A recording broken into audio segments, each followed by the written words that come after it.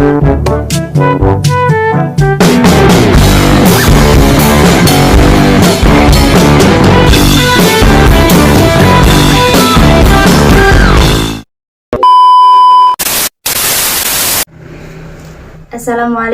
warahmatullahi wabarakatuh. Perkenalkan, nama saya Nurul Laili dari Prodi PGSD Fakultas Tarbiyah kelas 2E.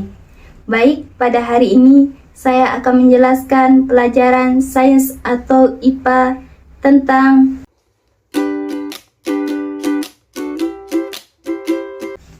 Sebelum itu, marilah kita berdoa terlebih dahulu. Berdoa mulai.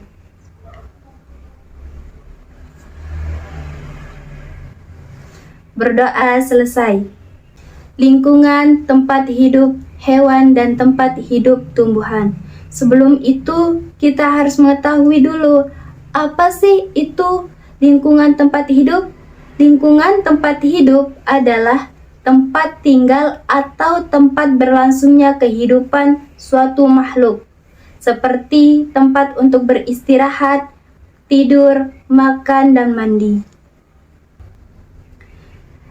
Setelah kita mengetahui apa itu lingkungan hidup, ada berapa sih makhluk hidup? Makhluk hidup itu ada 3. Yang pertama, manusia. Yang kedua, hewan. Yang ketiga, tumbuhan. Kita sebagai manusia hanya bisa hidup di darat, tidak bisa hidup di air, tidak seperti hewan dan tumbuhan. Mari kita bahas tempat hidup hewan dan tempat hidup tumbuhan. Yang pertama, tempat hidup hewan. Berdasarkan tempat hidup hewan, hewan bisa hidup di darat, air, ada juga hewan yang bisa hidup di darat dan air. Seperti ayam, bebek, gajah, singa, adalah contoh hewan-hewan yang hidup di daratan. Selanjutnya, hewan yang hidup di pohon, seperti burung dan kelelawar. Burung membuat rumah atau sarang di dahang-dahang pohon, sedangkan kelelawar hidupnya dengan bergantungan di atas pohon. Selanjutnya, hewan yang hidup di dalam tanah, seperti cacing. Cacing merupakan hewan yang hidup di dalam tanah dan berfungsi untuk menyuburkan tanah. Yang kedua, hewan yang hidup di dalam air, seperti ikan. Ikan merupakan hewan yang hidup di dalam air, seperti ikan hiu, ikan nila, dan ikan lele. Yang ketiga, hewan yang hidup di darat dan di air, seperti katak.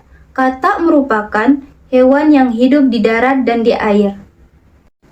Kita sudah selesai membahas tempat hidup hewan. Selanjutnya, kita akan membahas